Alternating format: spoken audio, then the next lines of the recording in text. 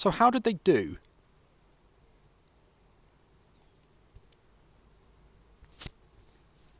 Well, in qualifying they were pretty evenly matched. Well, as you can see in qualifying they were pretty evenly matched.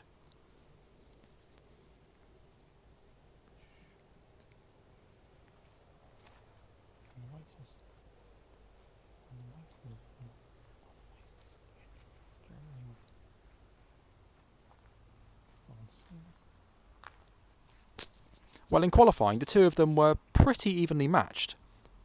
While on Sunday the races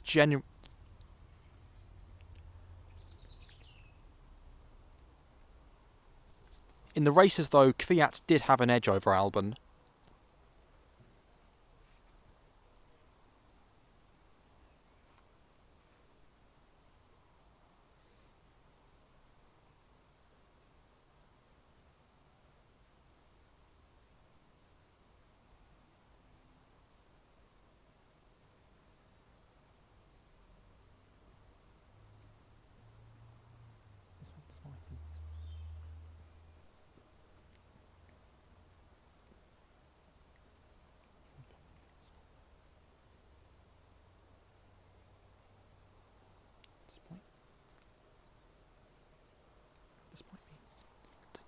Despite being the victim of one of the weirdest pieces of driving I've ever seen in F1, despite being reversed into in Baku, yeah, you did hear me correctly.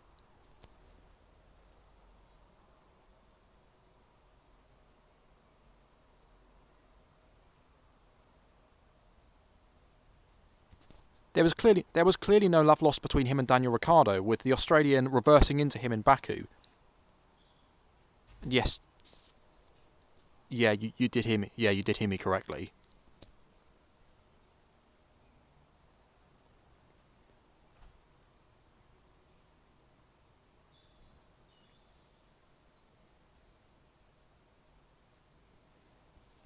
But despite this, Kvyat was able to comfortably outperform Albon in the races, and it looked like he had returned to the sport as a much more complete driver than he was before.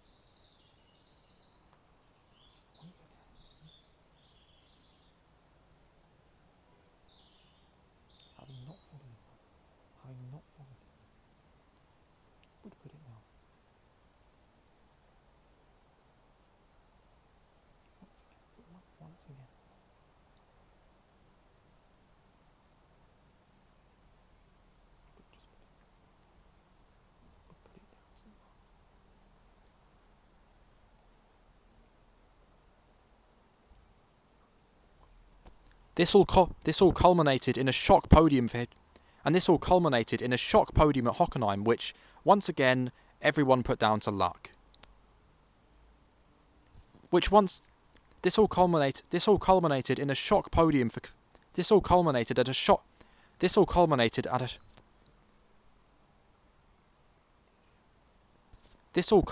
in a shock podium at Hockenheim, which, again, having not followed him at all for the race, most people just put entirely down to luck.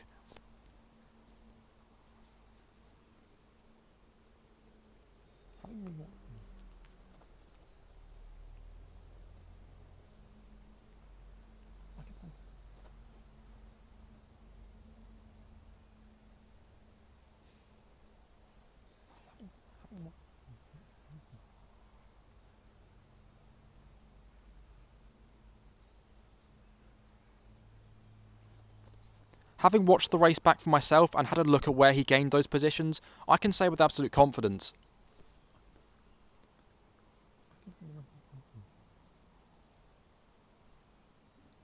I can say with absolute confidence this I can say with absolute confidence that this podium for Kvyat was not lucky.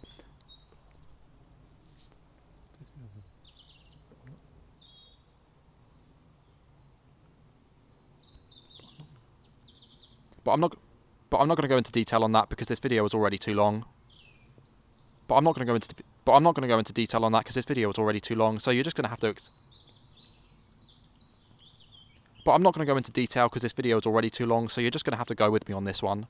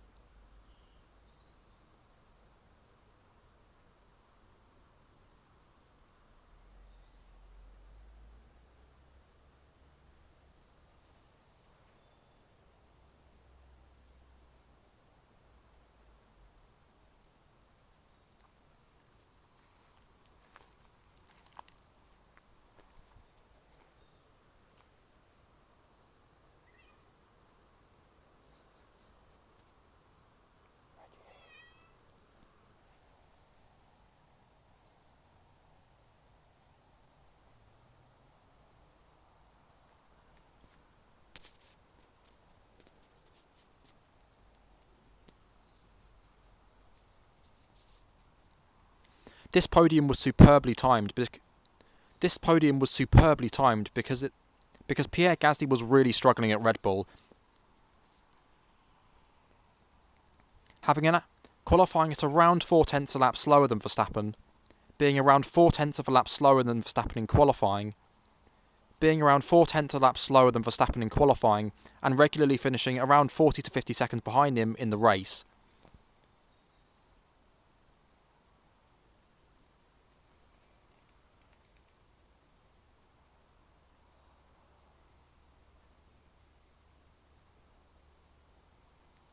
And this led to rumours that Kvyat could maybe do the full circle and replace Gasly. And this sparked rumours that Kvyat could maybe do the full 180 and replace Gasly at Red Bull for the rest of the season.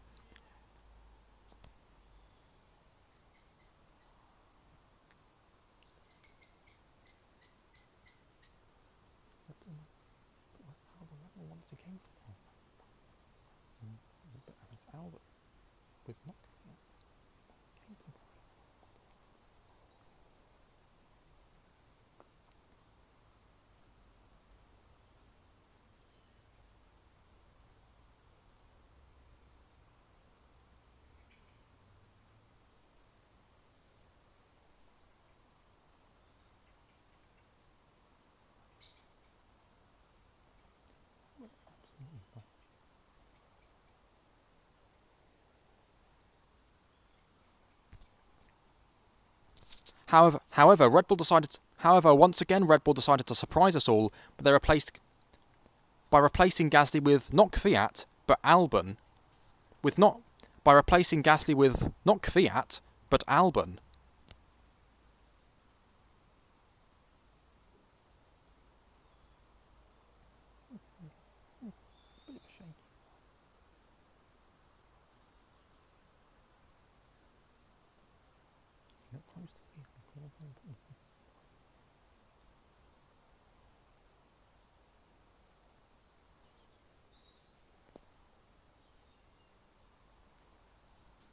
The start of Albon's F1 career was a little bit of a shaky one, being consistently behind Kvyat in the races and being consistently behind Kvyat, consistently finishing behind Kvyat in the races and having a few crashes as well.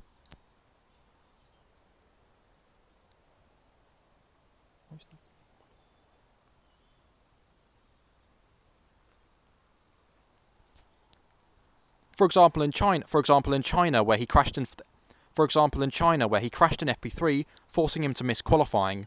Although to his credit, he did recover very well on Sunday, finishing in 10th place.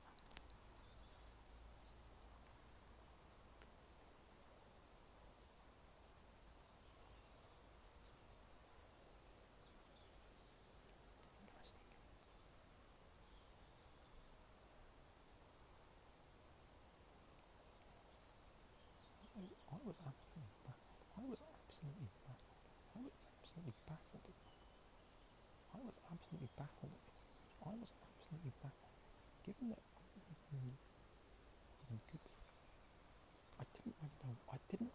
I was trying to work out what and before I kind of still am. I still haven't really found it. I'm still 18 months later, 20 months later, I kind of still am. 20 months later, I kind of still am. And 18 months later, I kind of still am. 18 months later, I kind of still am. And 20 months later, and 20 months later, I kind of still am. 20 and 19 months, and 18 months later, I kind of still am. Even after 18, I kind of still am, to be honest.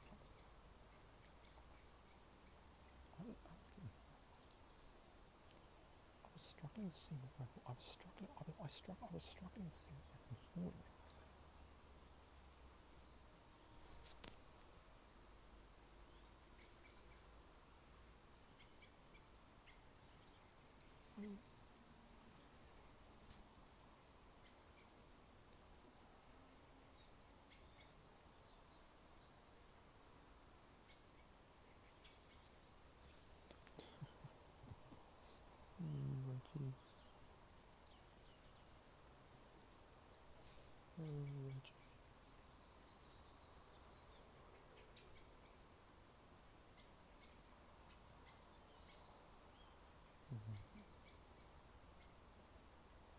No.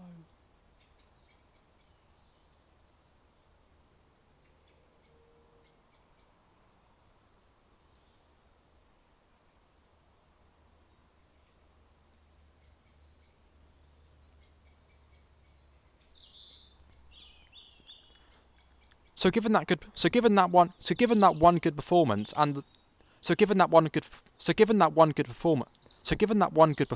everyone was absolutely fascinated. So given that one good performance, everyone was very excited to see how this. So given that one good performance, everyone was very excited to see how this young new talent, who no one had really ever heard of, who no one had heard much about, and certainly didn't, who not many people had heard much about, and even fewer had given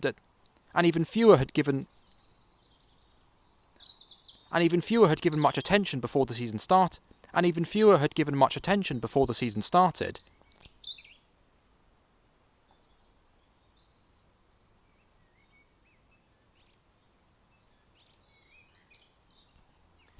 But a lot of people saw his good performance in China and were tipping him for great things.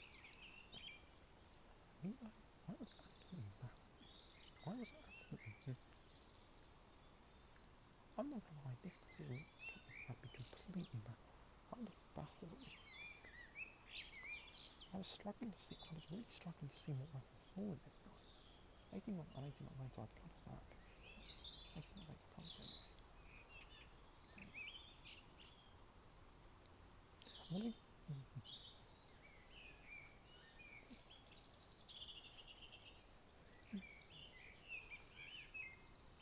I assumed this was why. If anything,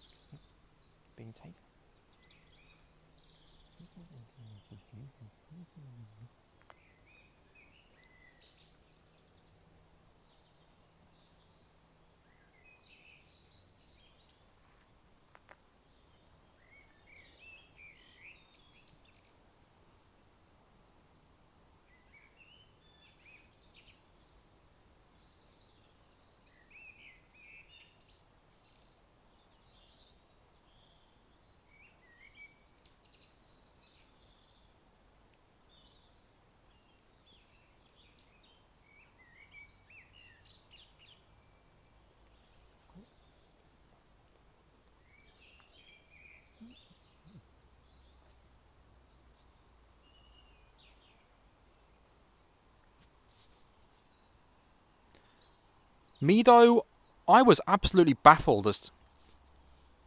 For me though, I'm not going to lie, this decision had me absolutely baffled.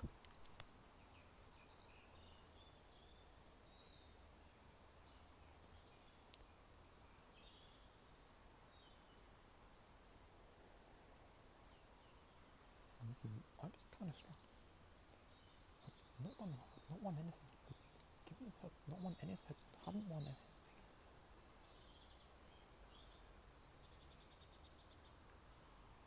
This is a guy who hadn't won. This is a guy who had not won anything in the junior careers and had not really stood out at Toro Rosso, and hadn't really stood out at Toro Rosso either.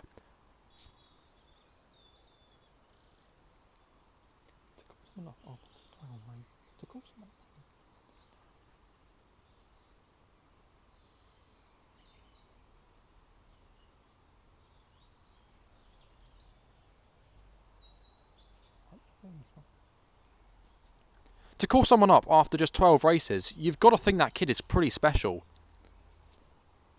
But this is a guy who hadn't won anything in the junior careers. But this is a guy who hadn't won. But this is a guy who hadn't won anything in junior categories and had been consistently outperformed by his teammates in the first half of the season.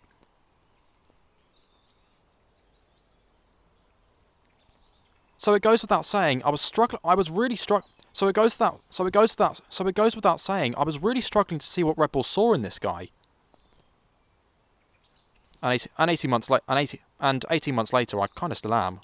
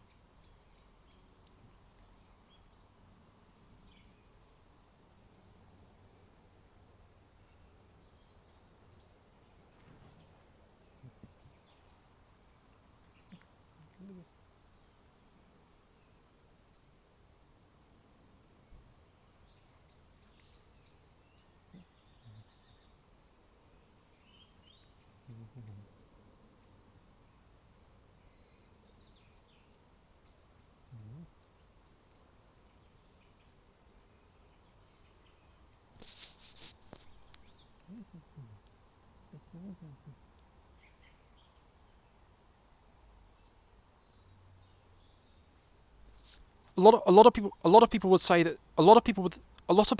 this is the same thing that happened in 2014 with Kvyat. A lot of people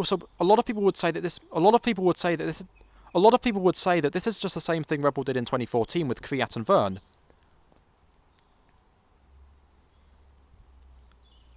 Promoting Kvyat instead of Verne, promoting the least experienced option, even though they didn't. Promoting the least experienced option.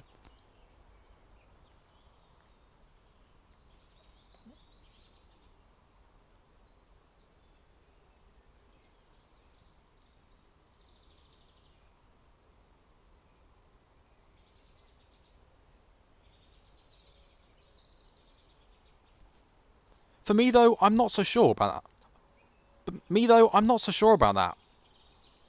In 2014, Kvyat had two key retirements in Austria and Abu Dhabi, where before he retired, he was in 7th and 5th place respectively.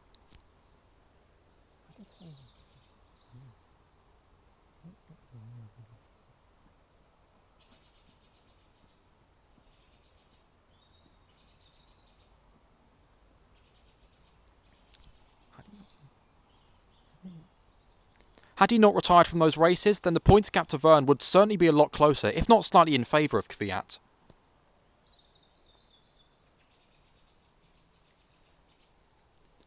Albon, though, didn't really have this going for him. In fact, if anything, it was Kvyat who had the worst of the luck. Being taken out in Bahrain, taken out in China, being taken out in Bahrain, caught up in an instant in China, taken out in Baku, having to start from the back of the grid having to start from the back of the grid in France and having his qualifying ruined in Austria.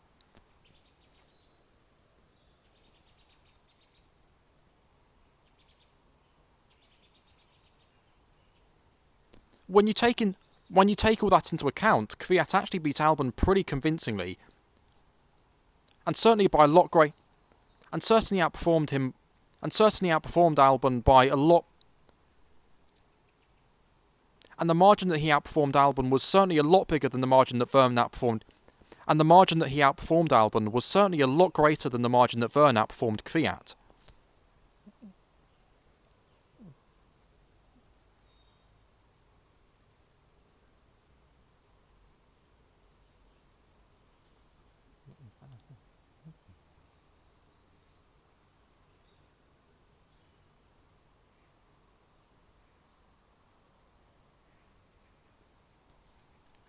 Secondly, Kvyat had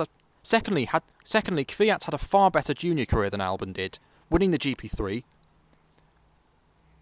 Secondly, Kvyat had a far better junior career than Albon did, and adapting far quicker. As I said, Albon hadn't won anything in the junior careers and had consistently taken a year to adapt to a series before he got any good results.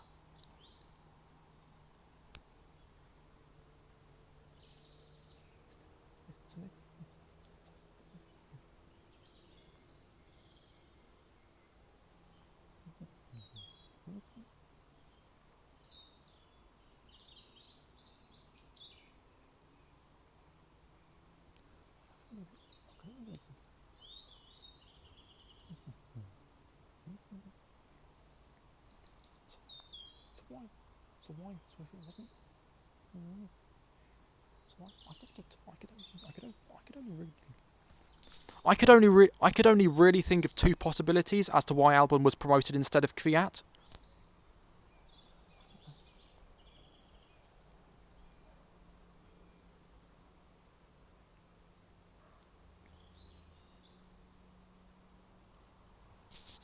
Firstly, the fact that Alex Albon is Thai and had Thai sponsors probably went down quite well with Red Bull's owners, considering they are 51% Thai owned. Probably went down quite well with Red Bull, considering they are 51% Thai owned.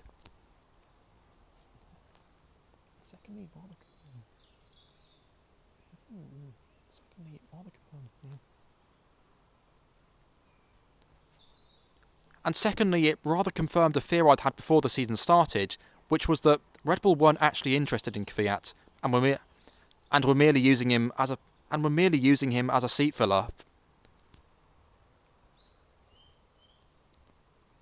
And were merely using him as a seat warmer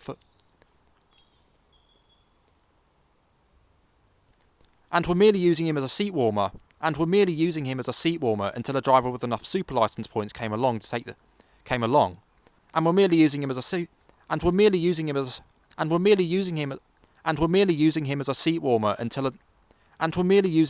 warmer until another driver came along with enough super license points to take the seat.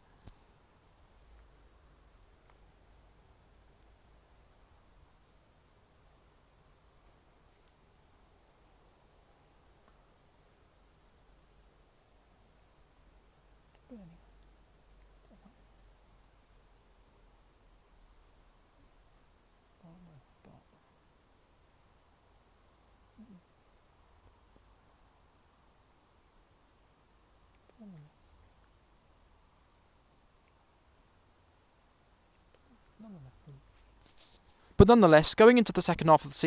nonetheless, Kvyat would continue his good form going into the second half of the season.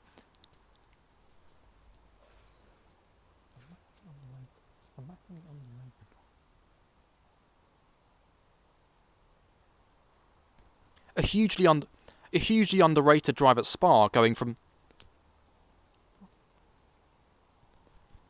In Spa, he started 19th and made his way up to 7th in a hugely underrated performance.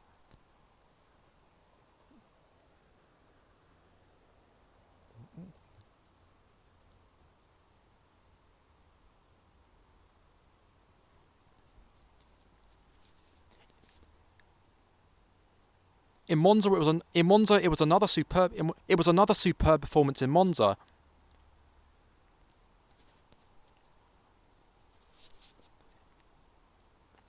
Nonetheless, though, Kvyat would continue his good form going into. Nonetheless, though, Kvyat would continue his form in the second half of the season, finishing 7th place in Spa despite starting 19th on the grid. Finishing 7th place in Spa despite starting 19th on the grid in a massively underrated performance. He would continue this at Imola.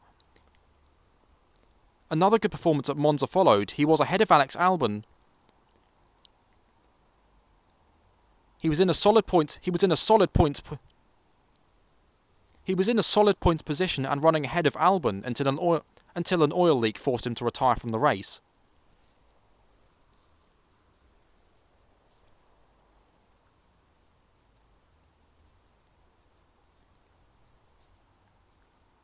Another retirement in Singapore followed before a good performance starting at the back in his home race in Russia.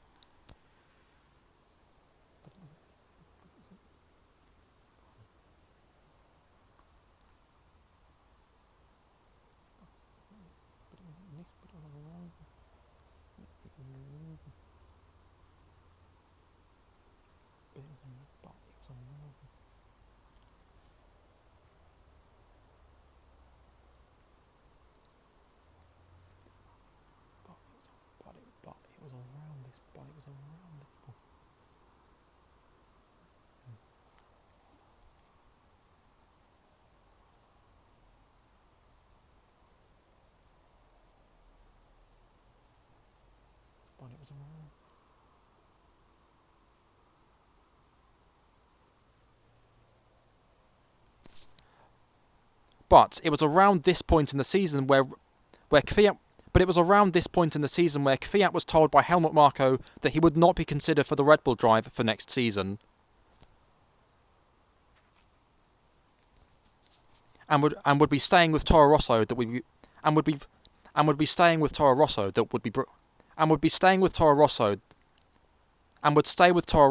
be rebranded into AlphaTauri.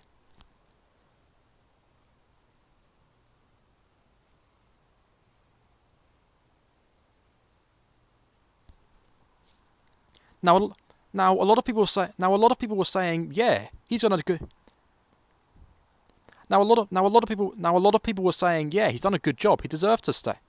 Now a lot of people were saying, yeah, he's done a good job. He deserves to stay. Now a lot of people are saying, yeah, he's done a good. Now a lot of people are saying, yeah, he's done a good job. He deserves to stay.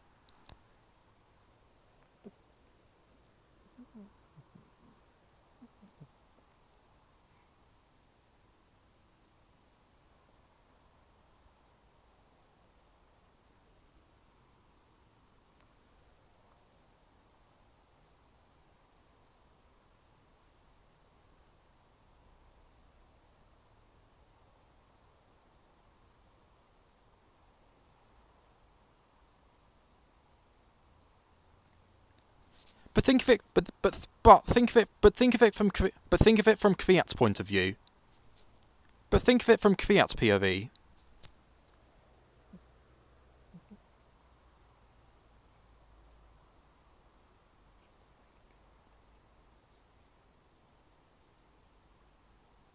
He did a very good job at Red Bull. He was a lot better. If you compare, he did a very good job at Red Bull, was a lot better than Gasly did. He did a very good job when he was at Red Bull, certainly a lot better than Gasly and a lot better than Albon was currently doing.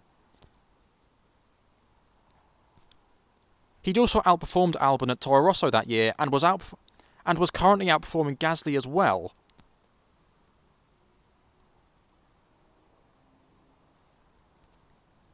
So to then be told that you're going to be overlooked for two guys that you've been out. So to then be told that you're going to be overlooked for two guys that you've consistently outperformed has got to be that's got to be pretty demoralising.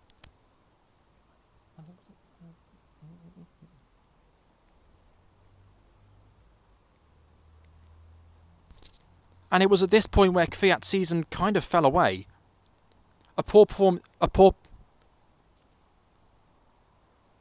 After a poor performance in Japan, the mistakes. After a poor performance in Japan, the torpedo moments that we thought were a thing of the past suddenly returned.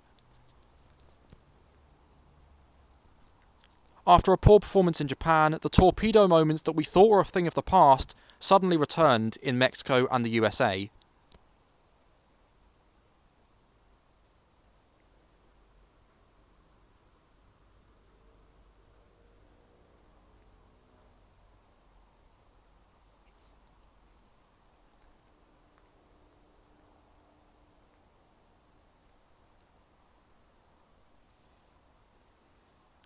And in the penultimate race, his third place was bettered by Pierre Gasly, who was really starting to find his feet at Toro Rosso.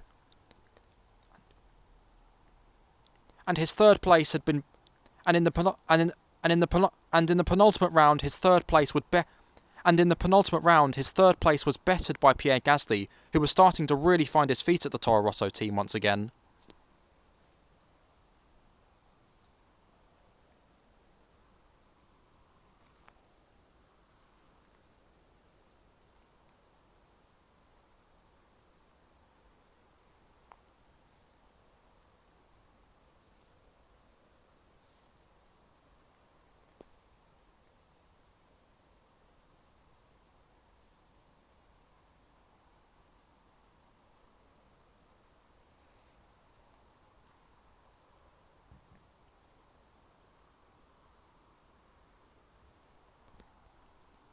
So a disappointing end to what had been overall a pretty solid year for.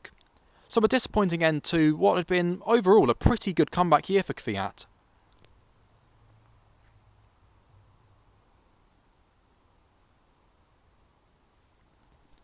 But at least he'd have a chance to. But at least he'd have a chance to make up for it next year at AlphaTauri, with all three drivers set to remain at their current seats for 2020.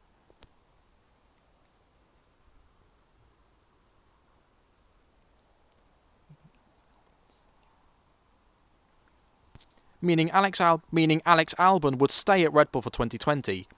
So he did well, right?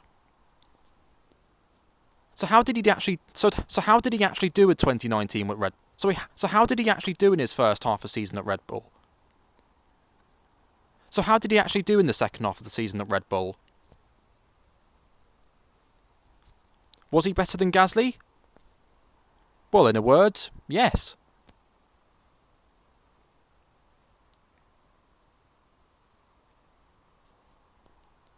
He managed to beat Gasly's points total in the championship. This was despite having only 9 races in the Red Bull compared to Gasly's 12. He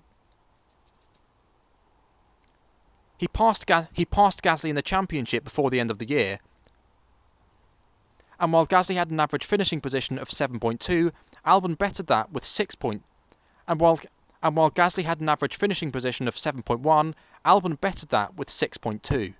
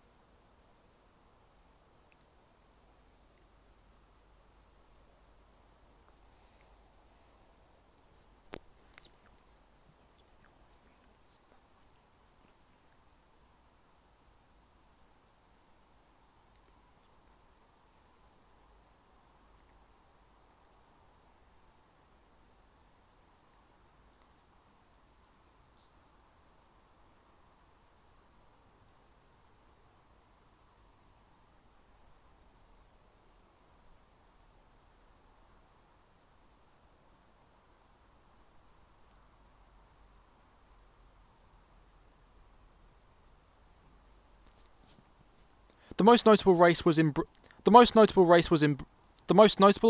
Brazil, where he was in second place. Where with a lap and a half to go, he was in second place, set for his first podium before he received a whole load of #bless. before he received a whole load of #bless.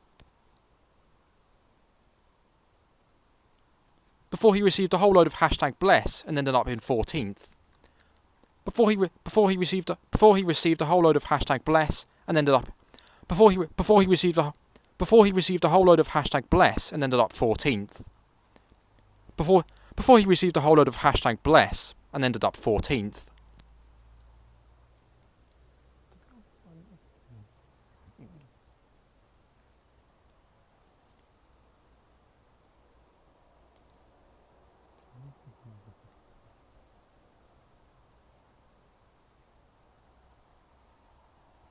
To be honest though, this podium would have been pretty fortuitous.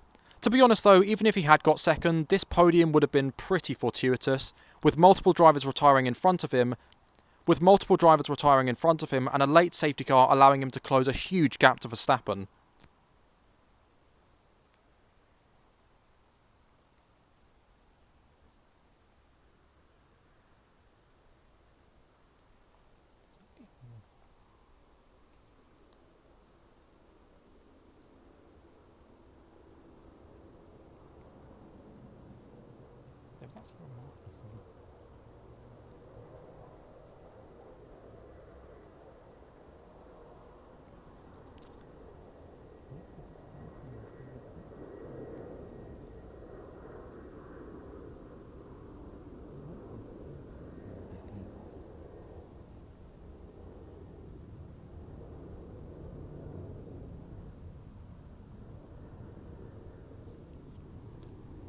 There was actually a strikingly similar situation that happened in the first round of There was actually a strikingly similar situation that happened in the first round of next year in Austria.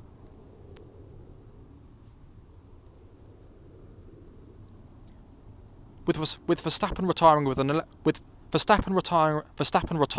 electrical issue, and the two Mercedes in front of him having Verstappen retiring with an electrical issue, the two Mercedes Verstappen retiring with an electrical issue, the two Mercedes having gearbox problems, and a mid-race safety car that once again allowed him to close a huge gap.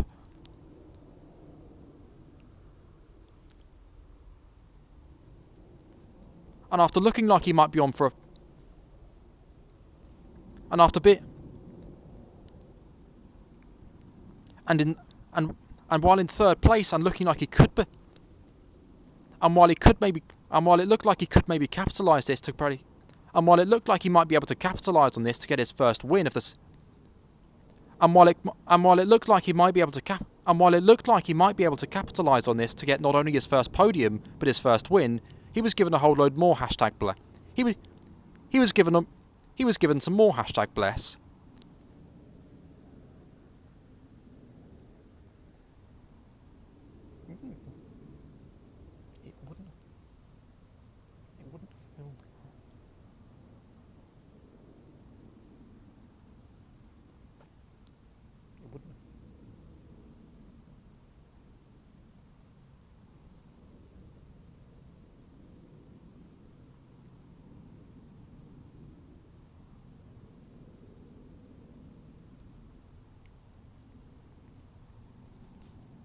Like I said before though, even if he did win this race, it wouldn't have exactly even if he didn't win this race, it wouldn't have exactly filled the cracks in his driving. But would instead have just covered them up.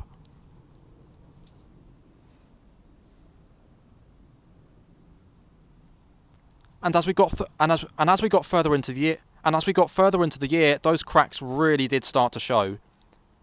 In round 3 in Hungary, he was legitimately slower.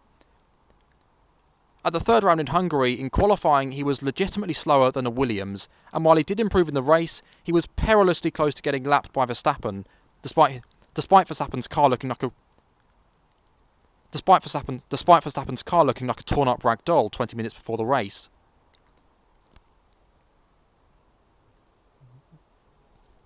In round 6 in Spain, he was lapped by Verstappen, and in round 8 in Monza, he produced arguably the worst performance of any driver all year.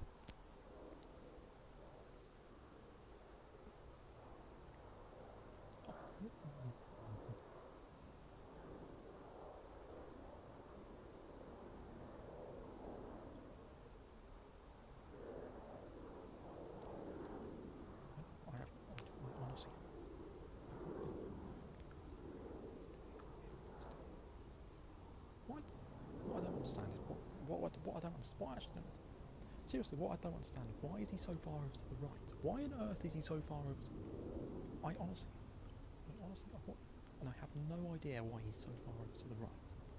And I have no idea why he's so far over to Folkestone early.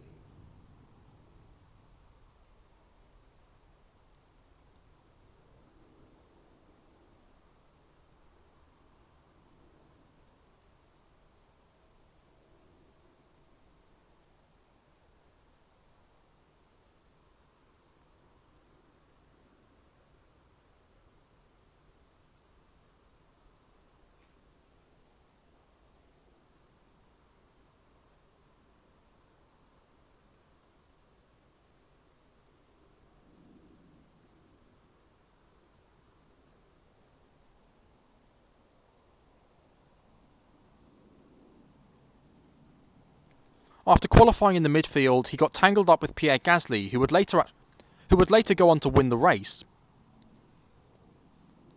and drop several positions.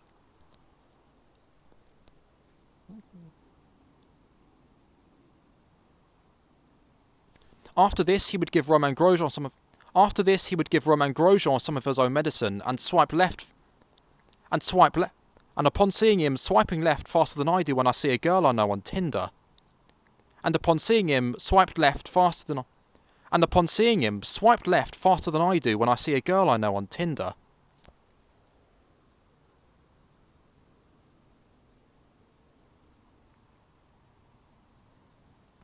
And upon seeing him swiped left faster than I do when I see a non-F1 fan on Tinder.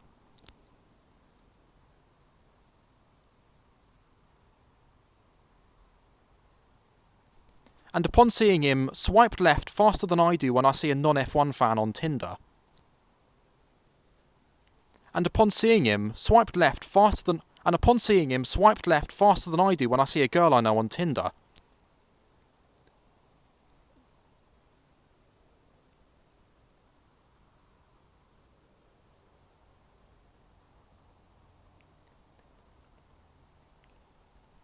This would earn him a 5-second penalty. Which, upon serving it, he dropped down to last. And from there, he failed to even keep up with the Williams of George Russell, coming home to finish in last place.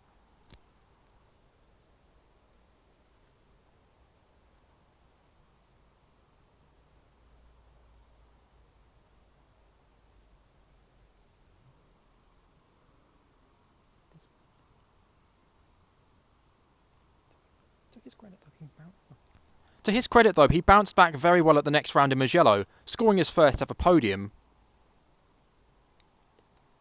To be fair, though, to his credit, though, he bounced back very well at the next round in Mugello, coming home third place to score his first ever podium.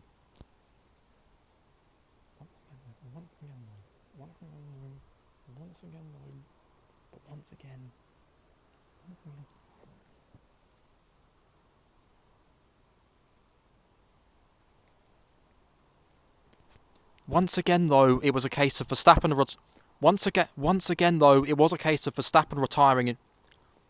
Once again, though, he sort of did need Verstappen and Lance Stroll to have mechanical issues in order to get this.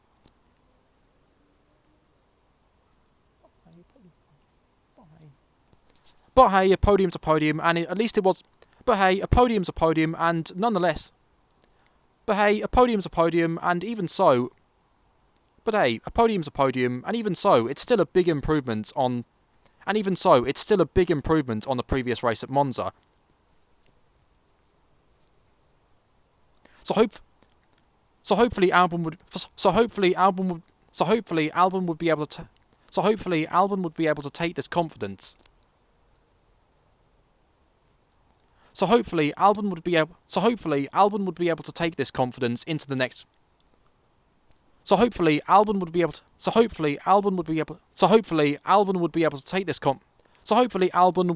take this confidence into the second half of this shortened season.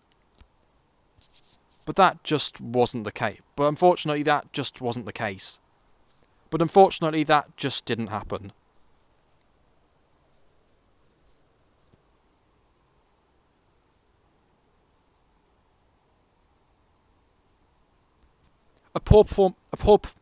The next round in Russia was a poor performance, finishing behind both Gasly and Kvyat. The next round in Russia was a poor performance, finishing behind both Kvyat and Gasly.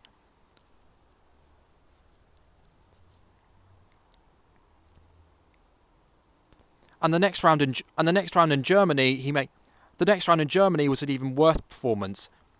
The next round in Germany was an even worse performance, with Albon making a catalogue of errors.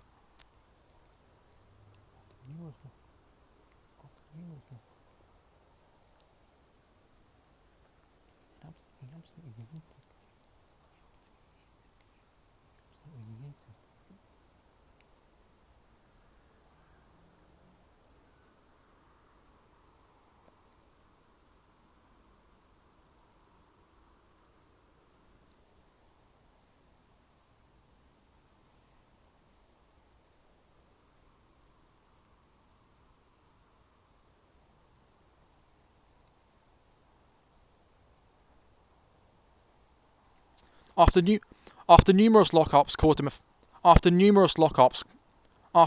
lockups forced him to make an early pit stop. He tried to recover this.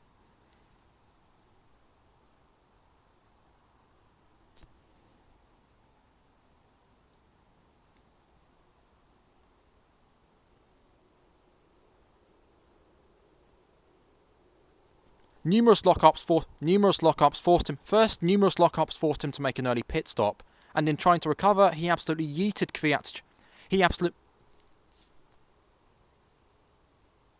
And in trying to recover, he absolutely yeeted Kvyat.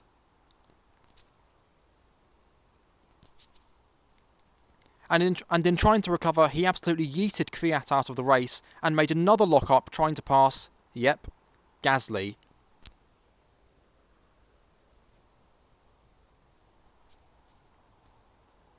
Before retiring from the race with damage from the crash with Kvyat. In his defence, though, he did have a pretty good excuse for all of this. In his defence, though, he did have a pretty good excuse for all of these errors.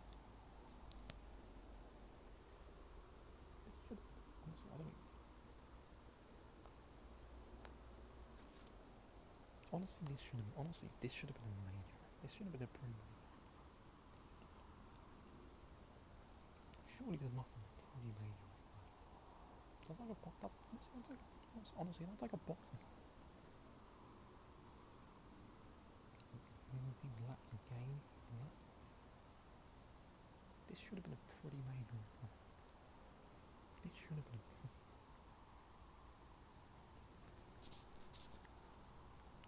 This should have been. This honestly should have been a pretty major red flag for Red Bull. This honestly should have been a fairly major red flag for Red Bull. That's like a boxer complaining that his opponent's hitting him too hard. Honestly, that's like a boxer complaining that his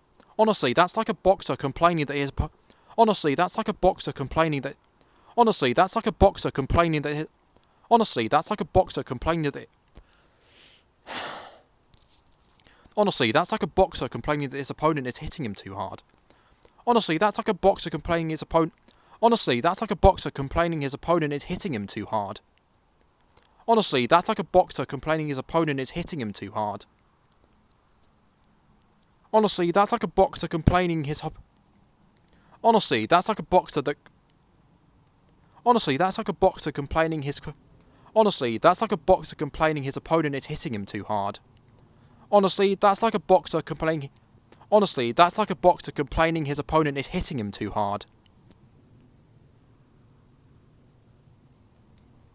Anyway, in the next round in Portimao he was lapped again, and the next round in Portimao he was lapped again, and in Imola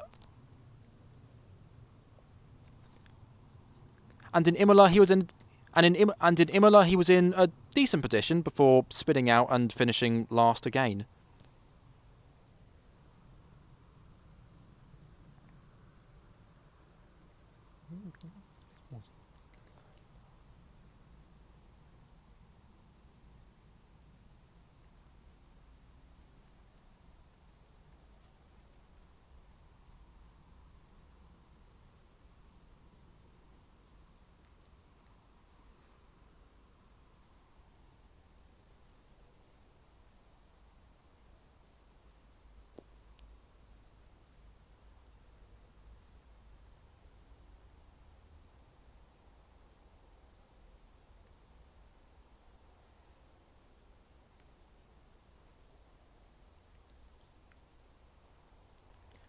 The irony of this was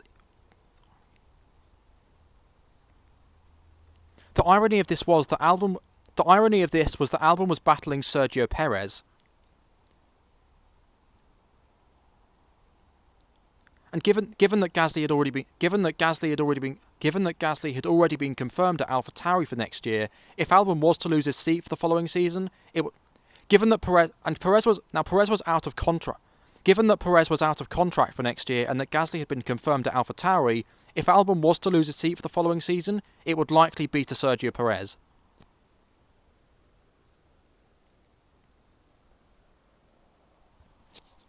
Who was having one of the seasons of his life, who had probably the best season of his career at Racing Point. Who had probably the best season of his career at Racing Point. Who was having probably the best season of his career.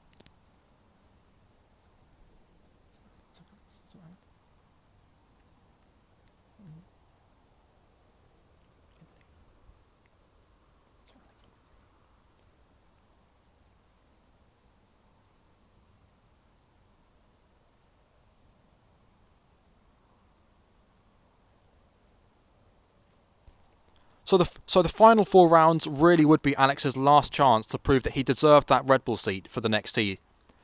So the last 4 races really would be Alex's last chance to prove that he deserved that seat for 2021.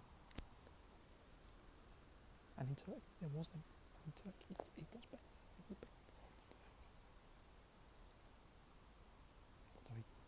In Turkey.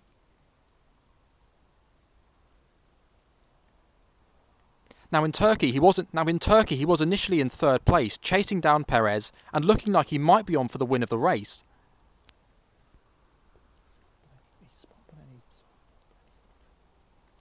But then he spun out, was slow as shit and finished 7th. Nonetheless, though, that was still an improvement, that is still a bit of an improvement on the previous races, although that's not saying much considering he scored. Nonetheless, that was a slight improvement on his previous form, although that's not saying much given he scored just 1 point in the last 4 races.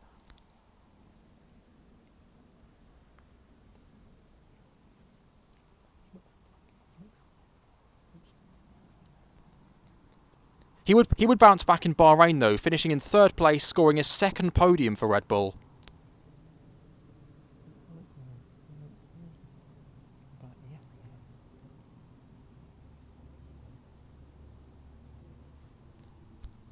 But yet again, this relied on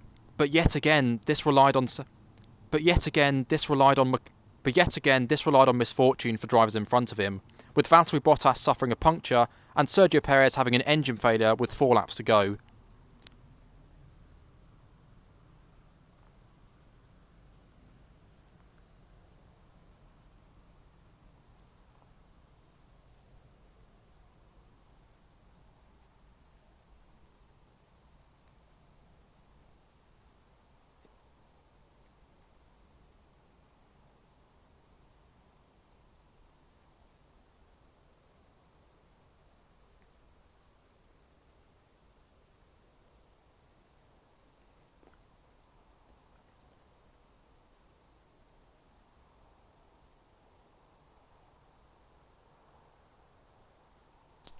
But after this somewhat fortuitous podium, it was rumoured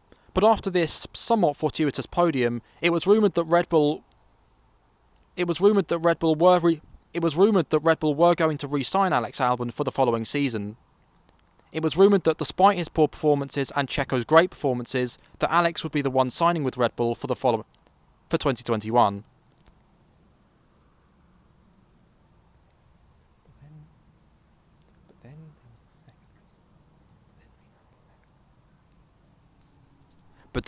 But then we had the second race in Bahrain, the Sakhir Grand Prix, and we all know what happened there, don't we?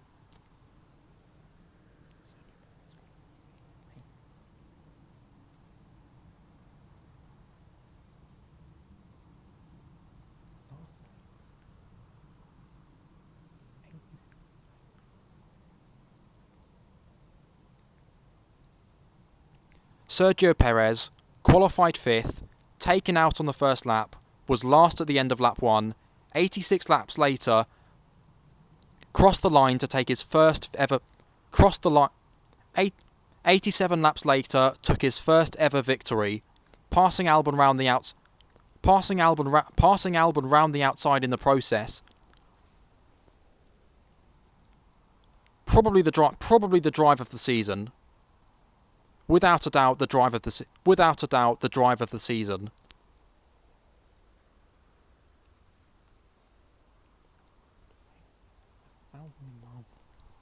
Albon meanwhile failed to make Q3.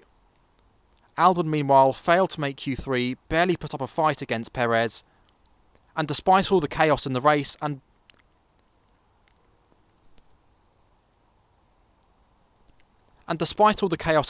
the strategy working out perfectly for him, still only finished 6th place.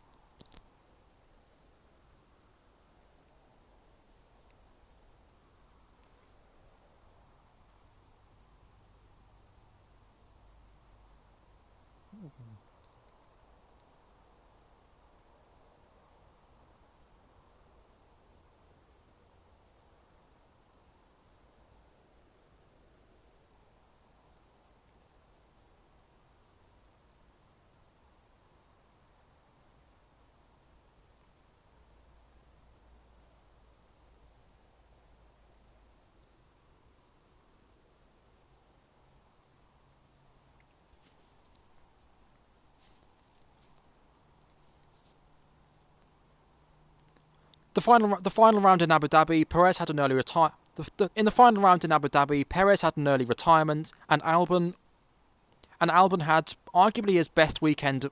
Albon had arguably his best weekend as a Red Bull driver, finishing only a second behind Hamilton.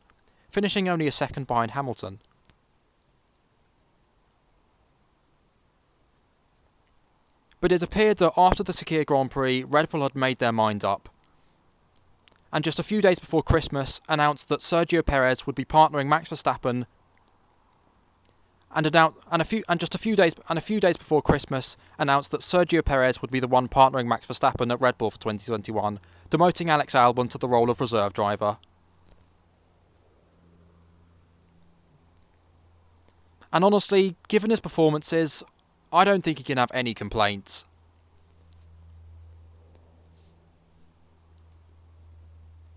Given Alex's likeable character, this was a very... And given Alex's likeable character, this decision didn't really go down well. Given Alex's likeable character, this decision didn't go down great in the F1 community. But honestly, given the performances he put in, I don't think he can have any complaints.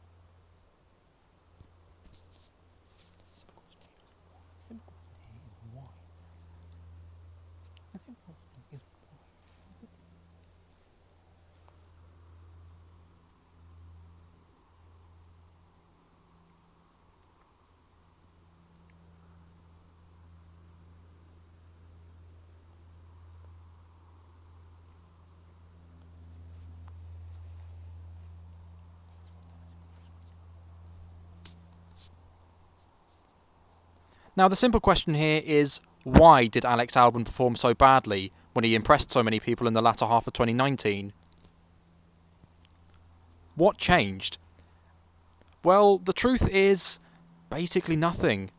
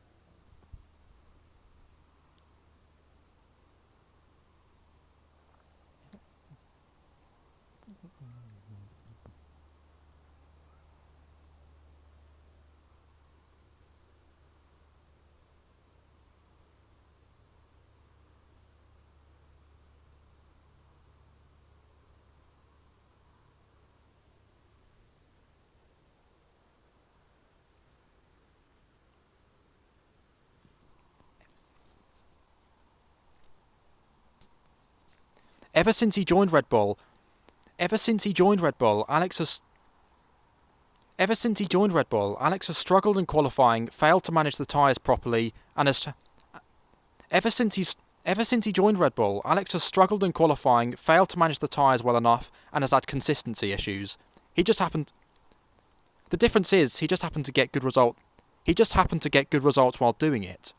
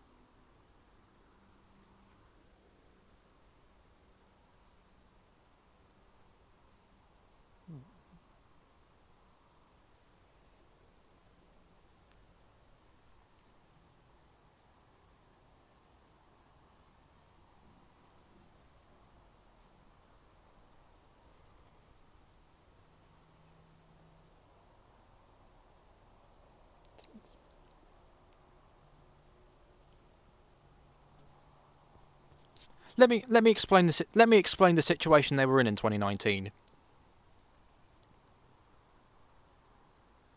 To help explain that, this was the situation in 2019. There were three teams, Mercedes, Ferrari, and Red Bull, who were much faster than everyone else.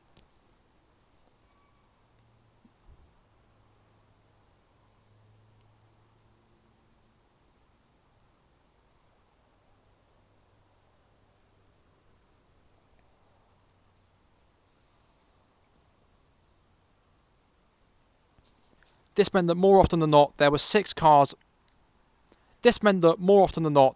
cars a long way out in front, and if you were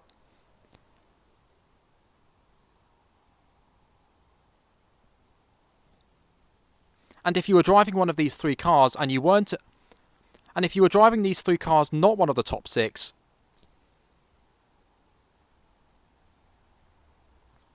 and if you were driving one of these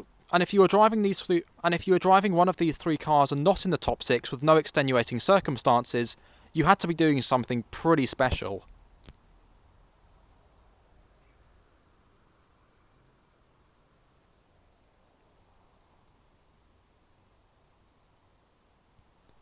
The situation Gasly and Albon found themselves in was that they weren't quick enough to keep up with the other five cars.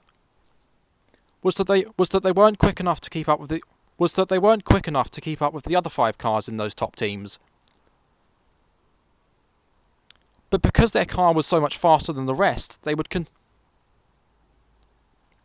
and Albon were in this weird sort of bubble where they weren't quick enough to keep up with the top. Where they weren't quick enough. Gasly and Albon were in this weird sort of bubble in which they weren't quick enough to keep up with the other top guys. But their car was so much better than the others. But their car was so much better than the others below them that they were still comfortably ahead of those guys as well.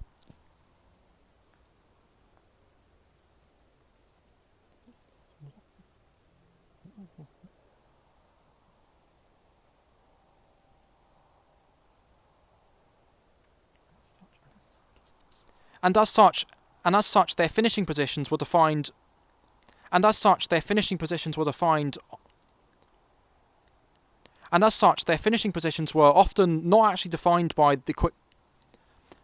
And as such, their finishing positions were and as such, their finishing positions were often defined not by how quick they were, but by how many of those five drivers. But by how many of those five drivers above them. But by how many of those five drivers in the top. But by how many of the other five drivers in the top teams ran into difficulties.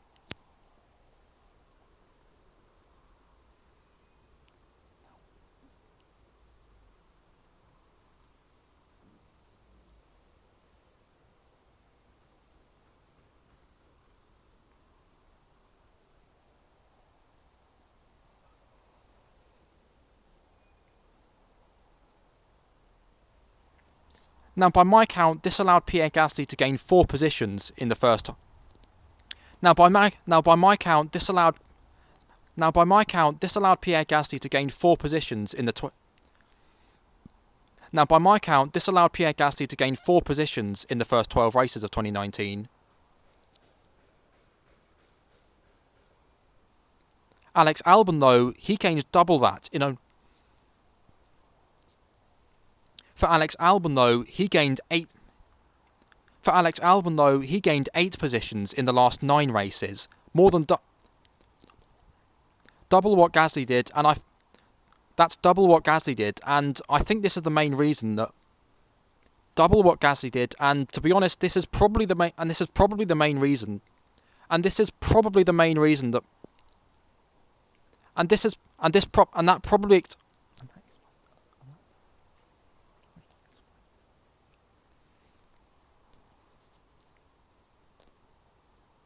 Which is that's the main reason that Albon.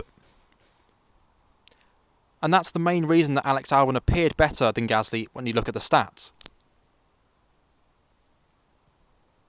And it would explain why Albon's average finishing position was lower than Gasly's.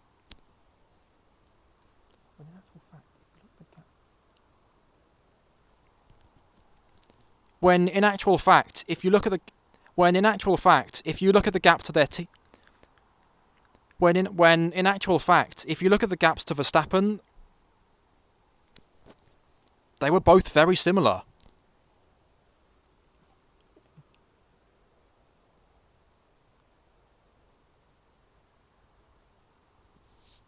In fact, other than raw finishing positions, there's no real evidence that such.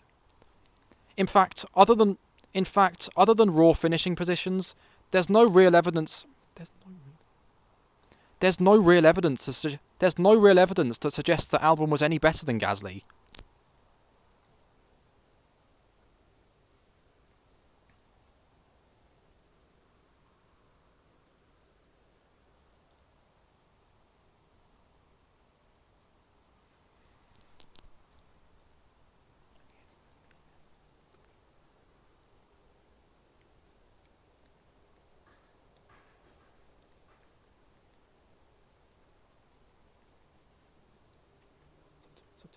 So to answer the question, no.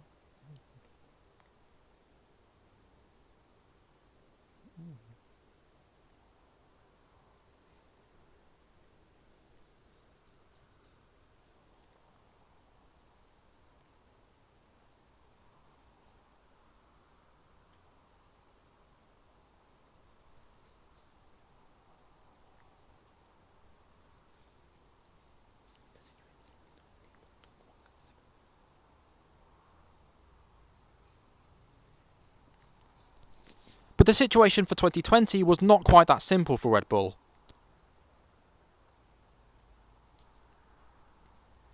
While in 2019 they were absolutely miles quicker than any other car, while in 2019 they were absolutely miles quicker than every car other than Mercedes and Ferrari,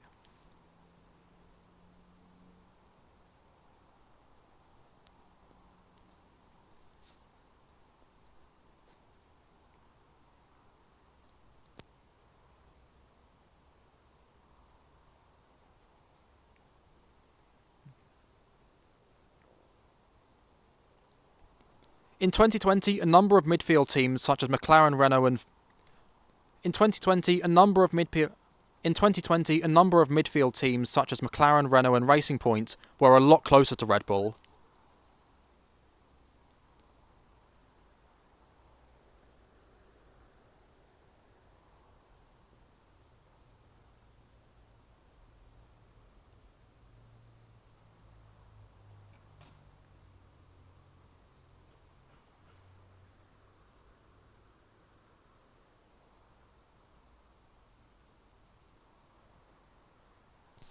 The result being while Albon wasn't really any slower than he was the previous year, he was just getting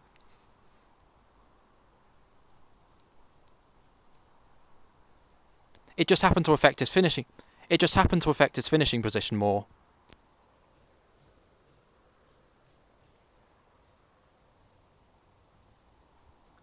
The result being that while the gap to Verstappen wasn't really any different for 2020 than the last half of 2019 for Albon, it did affect his finishing position a lot more in 2020.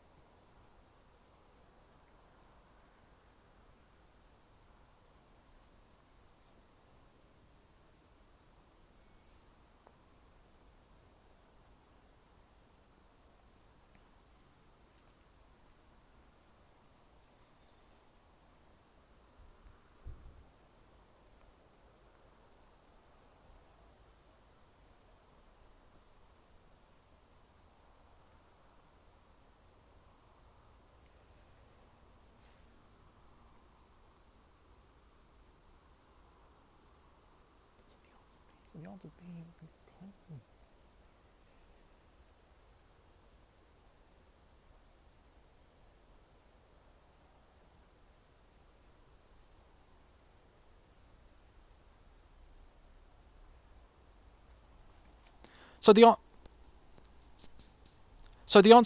answer to the question being he's kind of always been that slow. He was just exposed more in 2020. He was just exposed more for that lack of speed. But the thing is, he wasn't. The thing is, though, he wasn't.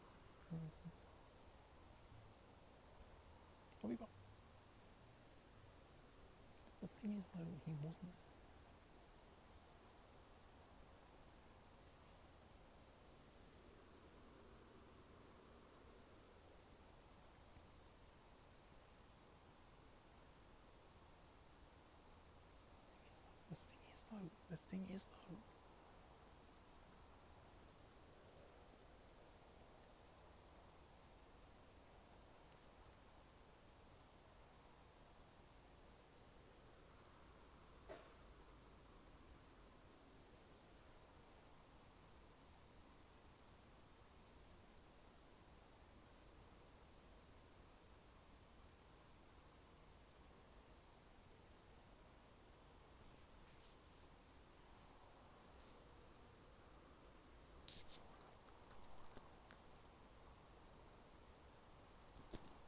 Now, while Albon, in 2019 at least, didn't have the terrible lows that Gasly had, he also didn't really have... There were also some slightly better races for Gasly that didn't really happen with Albon. There were also some slightly better races for Gasly that Albon didn't really have.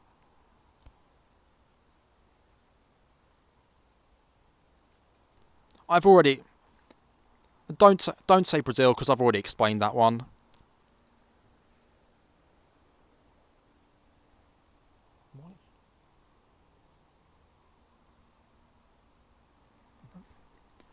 Another thing that was said about Albon in 2019 was his bravery. He was far better and much more decisive at making moves than Pierre Gasly was.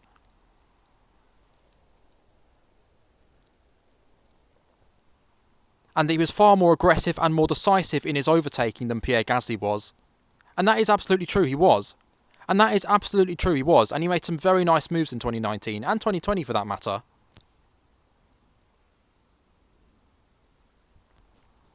However, what comes with that is that he crashed an awful lot more. Now, if Christian Horner was getting mad at Kvyat for crashing twice, if Christian Horner was getting mad at Kvyat for crashing twice, I don't like to think what he'd have said to Alex Albon for all the crashes he had. I don't like to think of what he'd have said to Alex Albon for the countless crashes he had.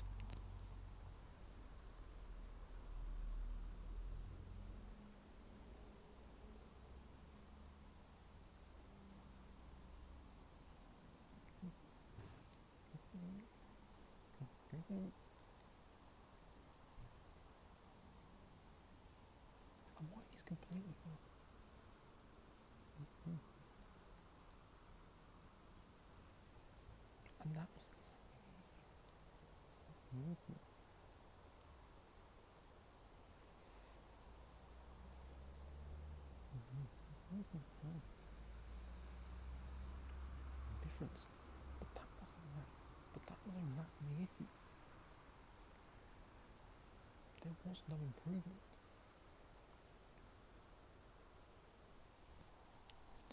And if you say that Albon...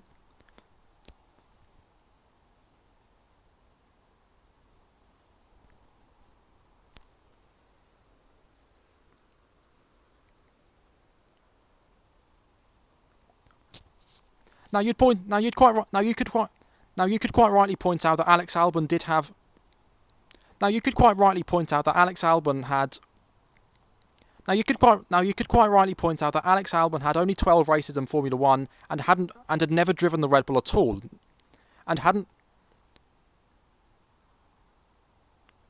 driven the Red Bull at all, let alone had a full pre-season testing with it.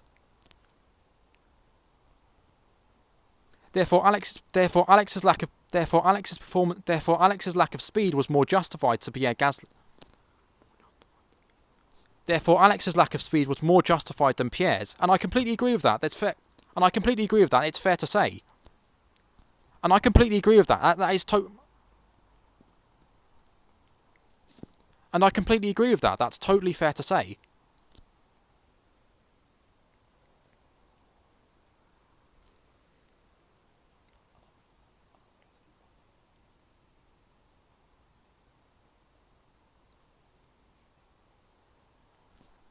And I realize that it probably seems very harsh to compare Alex's performances to 20. And I realize that it probably seems very harsh to compare Alex's performances in 2019 and 2020. And I realize that it probably seems very harsh to compare Alex's performances in 2019 and 2020. And say that there was no difference. But that was precisely the problem. But that was precisely the problem. There was no difference.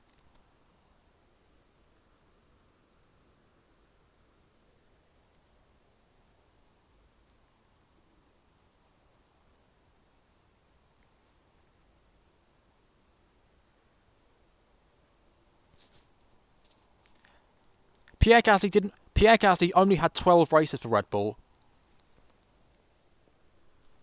Pierre Gasly only had 12 races for Red Bull, and while it took a long time, by the race 10 he was showing signs of improvement. Danny Kvyat took a few races to bed into Red Bull. And Danny Kvyat, in taking a few races to get used to the Red Bull, was far. And Danny Kvyat was a long way off the pace of Daniel Ricciardo in the first few races, as he was clearly taking a few races to get used to the Red Bull as well. Alex, on the other hand, was just as slow at the end of his time as he was at the start. Alex Albon, however, was just as slow at the end of his time as he was at the start.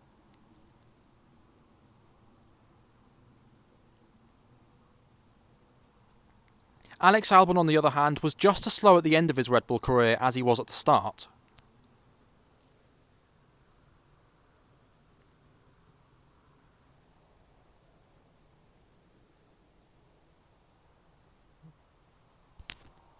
And that's the main reason I don't think he can have any complaints about this decision.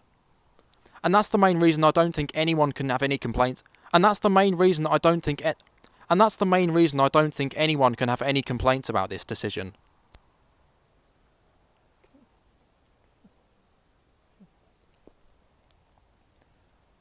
No.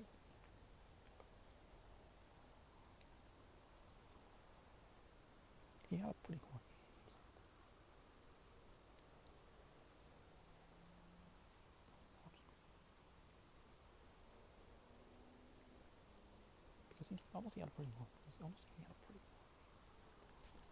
Now I know I've talked quite a lot about Gasly. Now I know I've talked a lot about Gasly, but I'll just go over Kvyat here very quickly because honestly he had a pretty quiet season.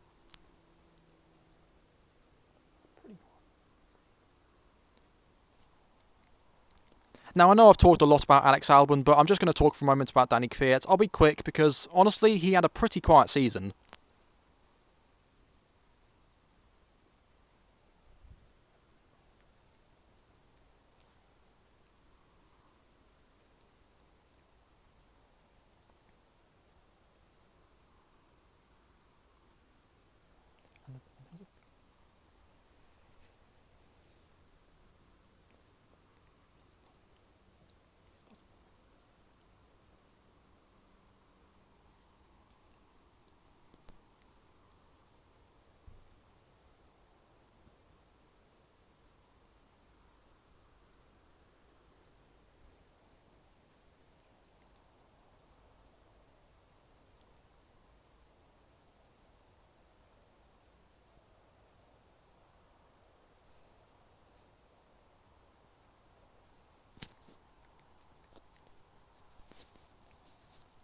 The most notable drive coming at Imola, where he scored.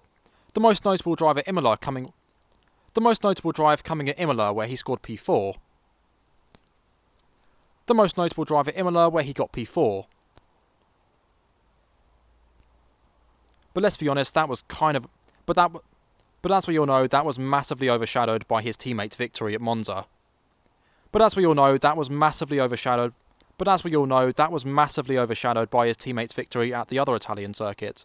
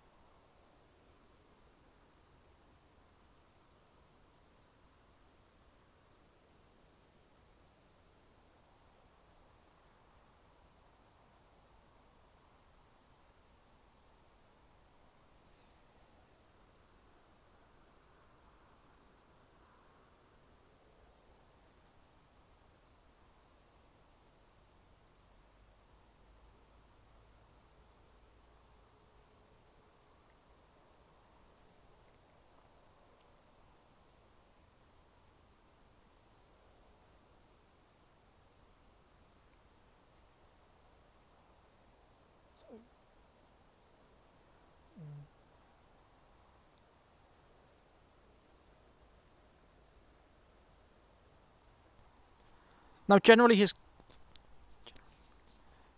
qualifying performances left a lot to be desired. He was consistently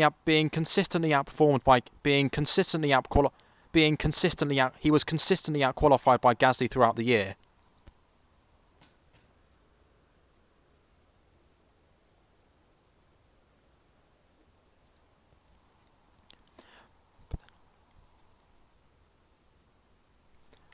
but then a lot of the time he would make that. But then a lot of the time he would make that up in the races.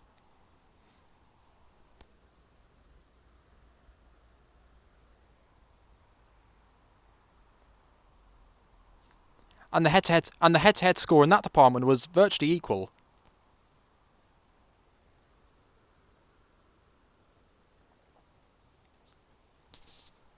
There was a very large points gap between him and Gasly, but to be honest, that was not reflective at all of how it.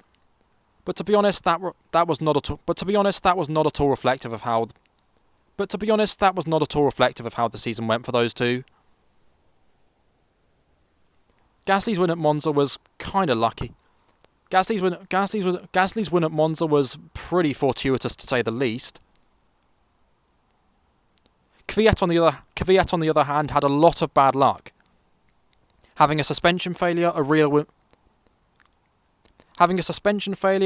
rim failure, and getting taken out by Albon in 3 races. And in those 3 races, he was keeping up with or beating Alex. And in those races, he was keeping up with and in those races, he was either keeping up with or ahead of his teammate Pierre Gasly, who went on to score a combined total of 20 points in those 3 races, which for a midfield driver is a lot of points to miss out on.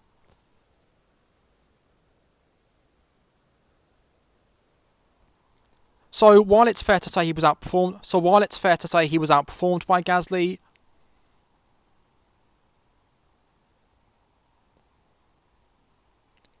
the head-to-head in the races was virtually even.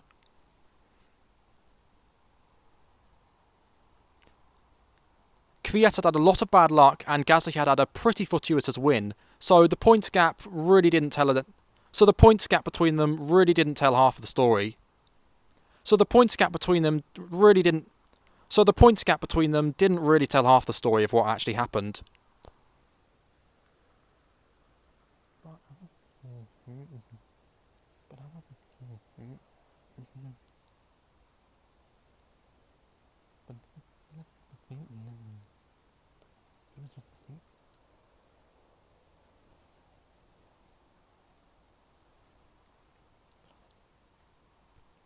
But to be honest, Kvyat didn't really have it.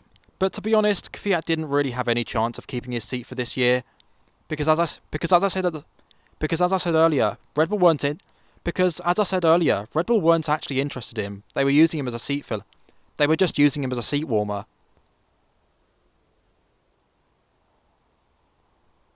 And while again they didn't have any drivers in their, and while again Red Bull didn't have any drivers in their academy. And while once again Red Bull didn't have any drivers in their academy with enough super license points for not. And while once again Red Bull didn't have any drivers in their academy with enough super license points to take that seat for 2020, they do for 2021. And after the season finished, Yuki Tsunoda was announced as the AlphaTauri. And after the season finished, Yuki Tsunoda was announced as the second AlphaTauri driver for 2021, replacing Danny Kvyat.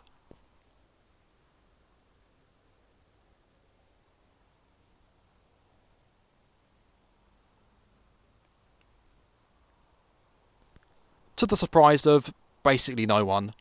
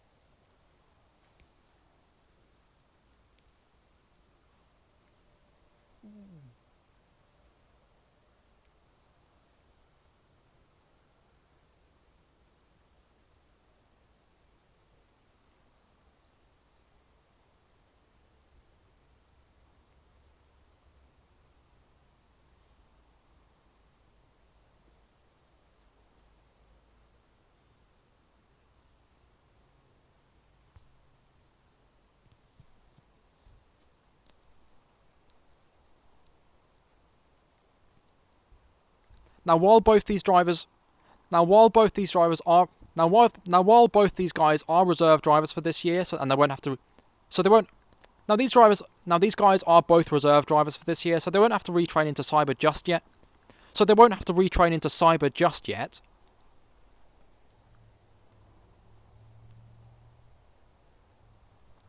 But even so, their F1 future doesn't look that great.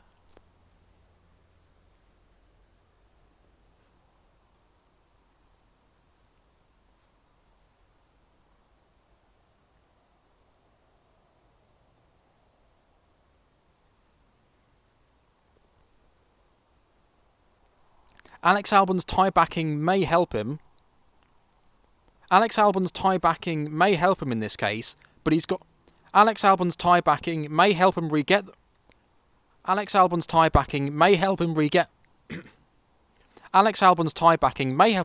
the Red Bull seat in the future, but he's got a lot of competition for this.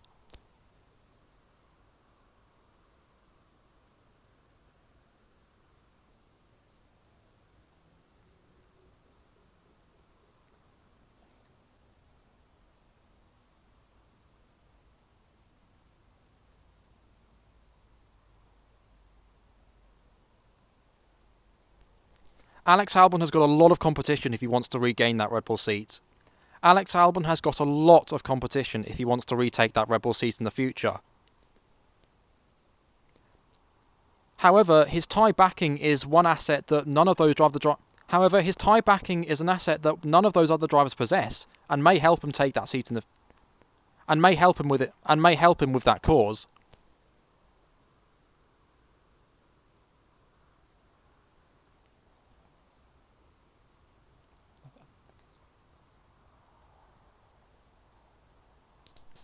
Because he's slightly older and he doesn't have that backing, it looks less likely that Kvyat will be because of his age and the fact that he doesn't have that backing, it looks less likely that Kvyat will be getting back into F1 in the future. Although we said the same thing 3 years ago, and look what happened then. Although we did say the same thing 3 years ago, and look what happened there. Although we did say the same thing 3 years ago, and look what happened there. And look what happened there.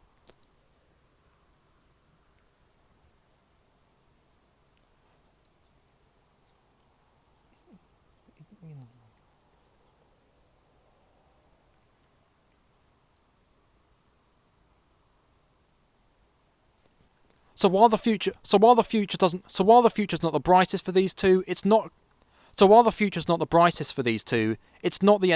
quite the end of the road for either of them. It's not quite the end of the road for either of them.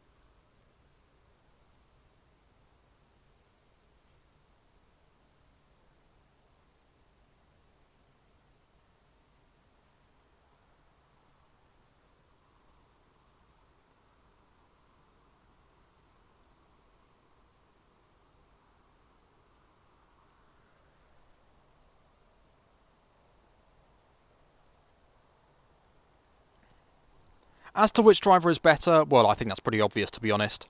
As to which driver is better, well, I think that's pretty obvious, to be honest.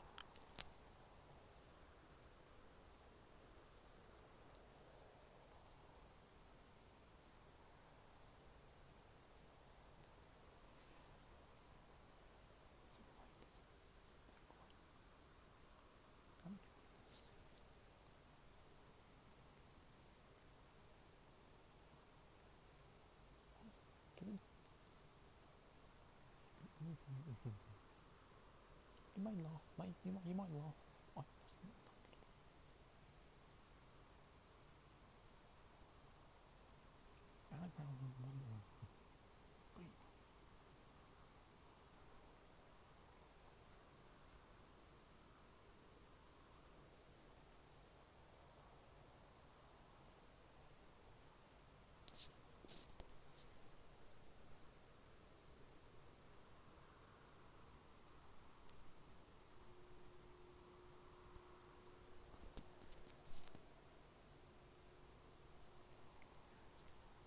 As to which of these two is better, well, I think it's pretty obvious, to be honest. Danny Kvyat has had some great results in his career, with a few poor ones. Alex Albon...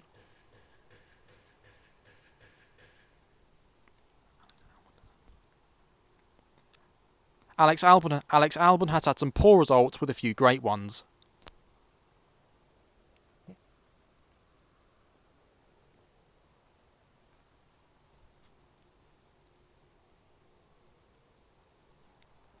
Yes, both of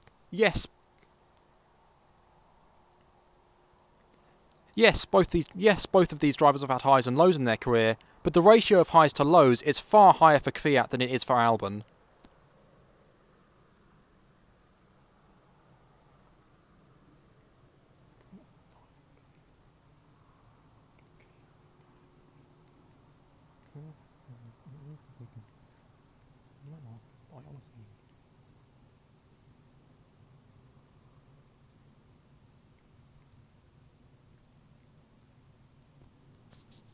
Danny Kvyat is a serious talent that, Danny Kvyat is a serious talent that, and you might laugh at me for this. I think if he was treated correctly, I honestly think if he was treated correctly, he could have been world champion.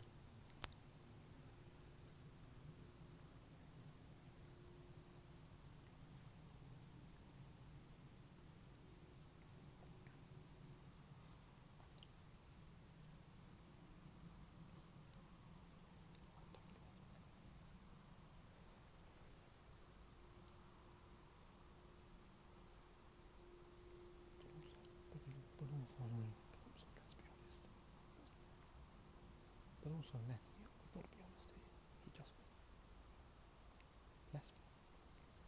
We just he simply wasn't good. He simply isn't good enough.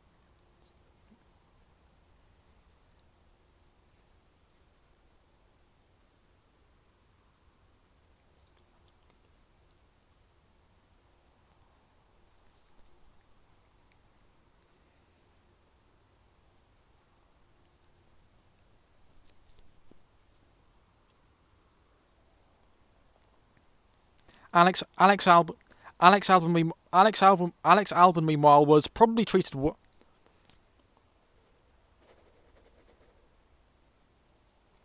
Alex Albon meanwhile was arguably managed worse than Kvyat was. Albon, on the other hand, was arguably managed worse than Kvyat was, and is an example of what happens when you promote an underqualified driver at only 12 races into his F1 career. And is an example of what happens when you promote an underqualified driver only 12 races into his F1 career.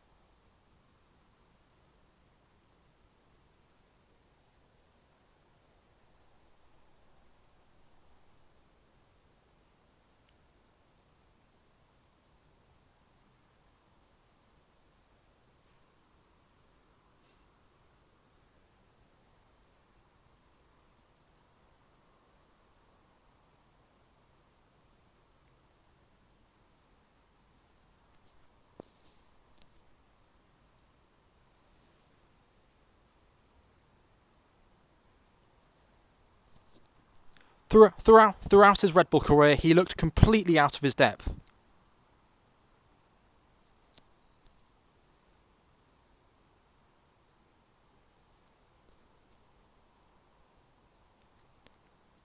Hence, kind of justifying my decision to be completely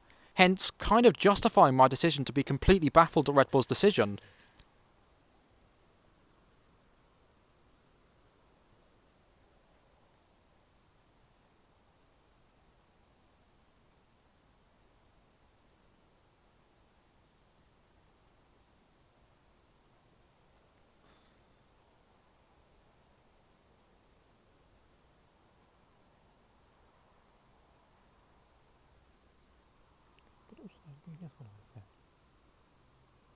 But also, that's not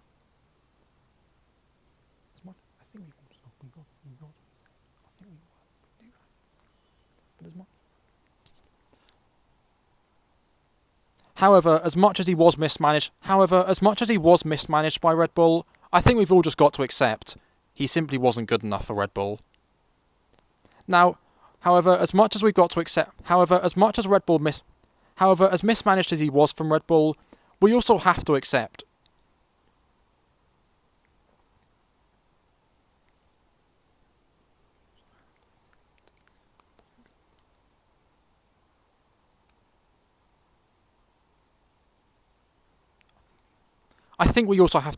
that he simply wasn't good enough for Red Bull.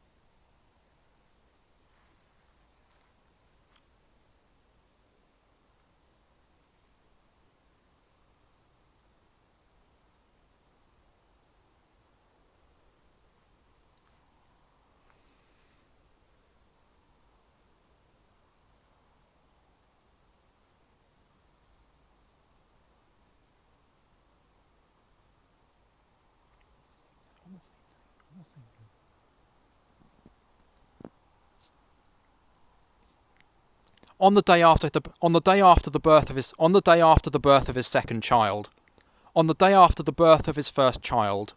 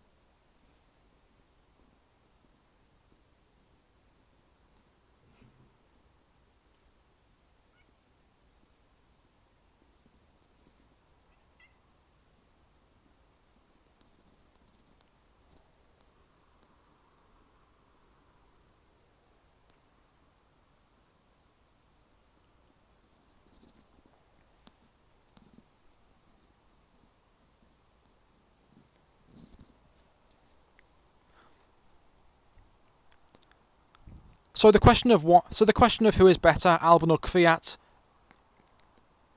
So the answer to who is better, Albon or Kvyat, is an obvious one. It's Danny Kvyat. The real question is, why does any of this matter? The real question is, Why does any of this matter? Why?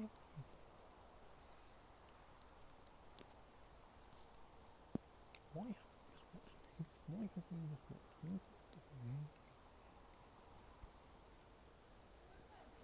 Yes, thank you.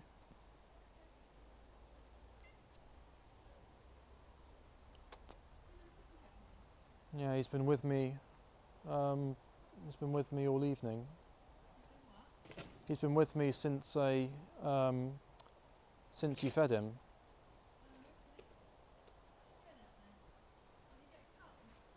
No, it's not cold. I think he wants to join you.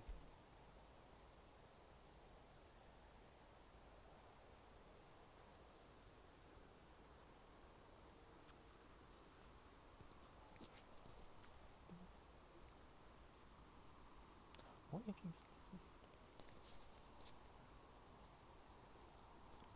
Why have I just rambled on for 20 minutes about... Why have I just rambled on for 20 minutes about two drivers that won't... About two drivers that likely won't be on... About two drivers that likely won't race in F1 this year?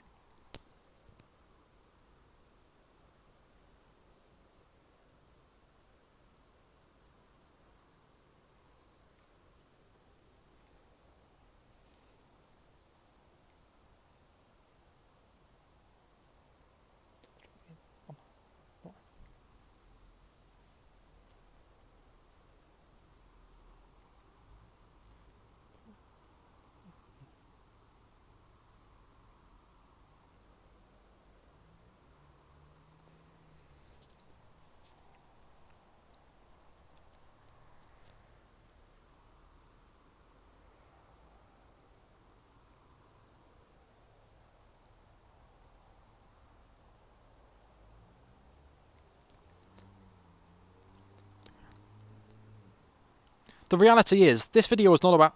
The reality is, this video was not about these two drivers at all. That was just an illusion. Those questions were just an illusion. Those questions were just an illusion.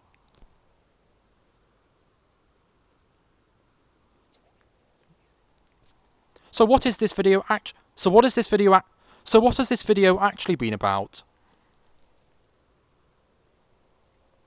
So what has this video actually been about, I wonder?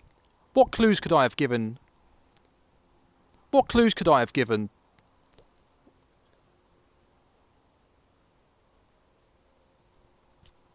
What clues could I have given to help you find this out?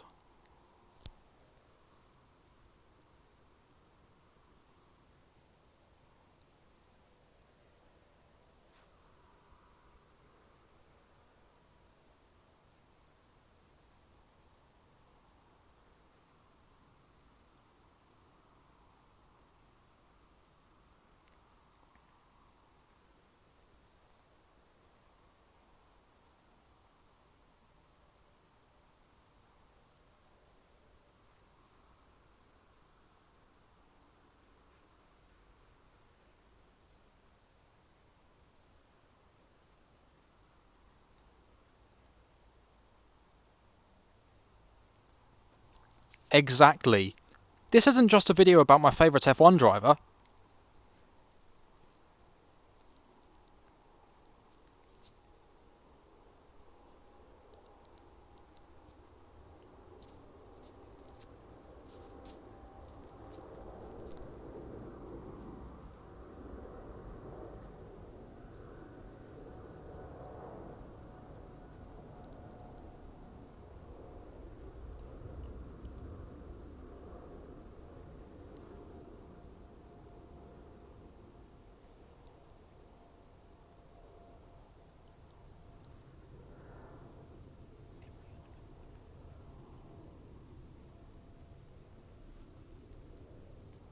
Why would I not do this? Why would I not do this? Why would I not do this?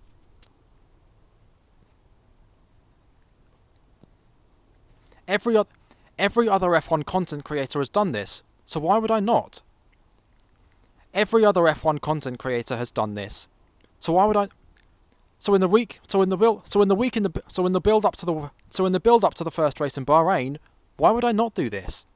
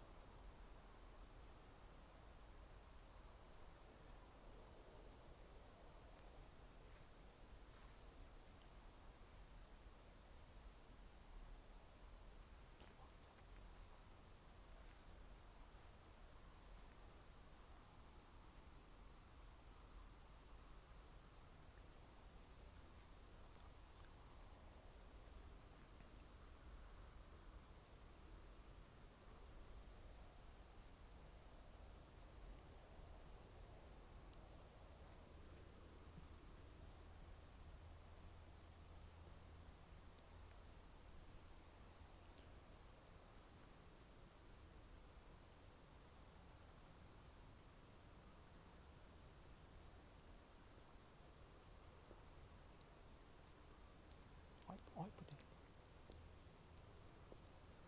predicting the winner.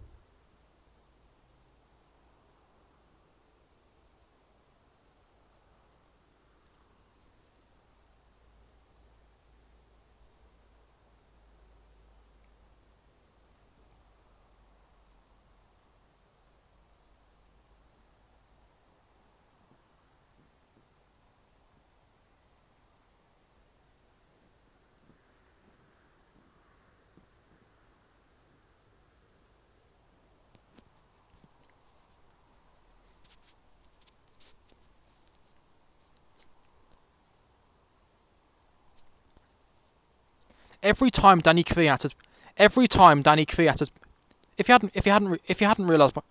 hadn't realised by now, every time Danny Kvyat has been dropped from either, if you hadn't realised by now, every time Danny Kvyat has been dropped from either Red Bull or Toro Rosso, Max Verstappen has won the next race. And if you weren't paying attention, earlier, Danny Kvyat has won. And if you weren't paying attention earlier, Kvyat won.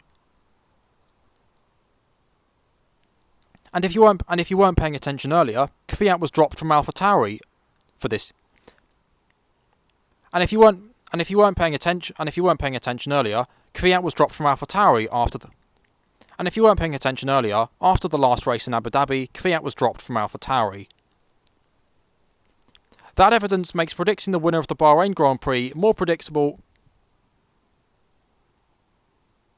That evidence makes the winner of the Bahrain Grand Prix this weekend more predictable than George Russell posting a topless selfie.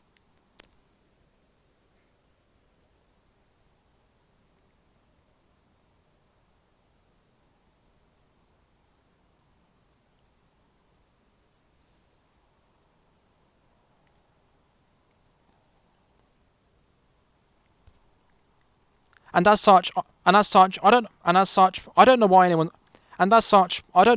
going to tune in. And as such, I don't know why anyone will. And as such, I don't know why anyone will. And as such, I don't know why anyone will even be tuning in on Sunday. Oh, actually, no way. It's probably for the F2.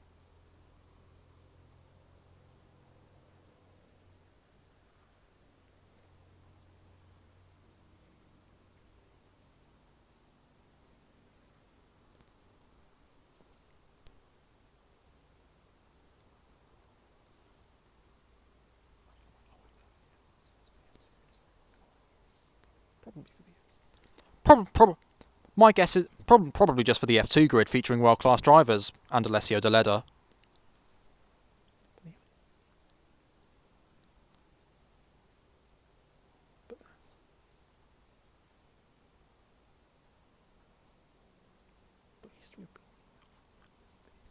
But history repeating itself. Verstappen. But history repeating itself. The Red Bull be. But what with history repeating itself, the Red Bull. But what with history repeating itself, the Red Bull looking very competitive in pre-season testing, and Verstappen being on great form these last couple of years. The evidence that Max Verstappen will win the Bahrain Grand Prix on Sunday is so obvious. The signs that Max Verstappen will win the Bahrain Grand Prix on Sunday are so obvious, we all may as well just stop watching. The signs that Max Verstappen will win the Bahrain Grand Prix on Sunday are so obvious, we all may as well just stop watching.